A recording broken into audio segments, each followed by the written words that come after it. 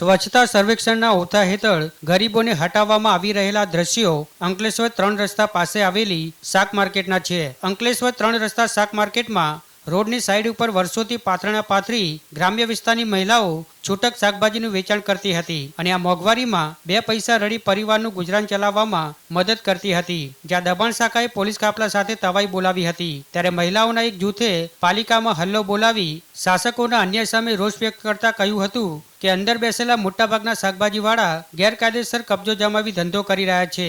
તેઓને હટાવવાની હિંમત આ પાલિકાના શાસકો કેમ બતાવતા નથી? જોકે અંકલેશ્વર 3 રસ્તા શાક માર્કેટ આમે વર્ષોથી વિવાદમાં છે જ. બેશક માર્કેટના કારણે ટ્રાફિકની સમસ્યા ઊભી થતી રહી છે, જેની જવાબદારી અંકલેશ્વર A ડિવિઝન પોલીસની છે, પણ આ પોલીસ તંત્રએ તેને ક્યારેય ગંભીરતાથી લીધી નથી. ત્યારે હાલ તો સ્વચ્છતા સર્વેક્ષણ એટલે અંકલેશ્વરમાં ગરીબો હટાવો સર્વેક્ષણ એવું લાગી રહ્યું છે. જેસીબીથી વિકાસના નામે રૂપિયા ઉલેચતા શાસકો હવે ગરીબોની રોજીરોટી ઉપર જેસીબી ફેરવી રહ્યા છે. જોકે મહત્વની વાત તો એ છે કે અંકલેશ્વર નગરપાલિકામાં પ્રમુખ પદે મહિલા હોવા છતાં છૂટક શાકભાજી વેચી ગુજરાન ચલાવતી અસંખ્ય મહિલાઓની રોજી છીનવાઈ રહી છે.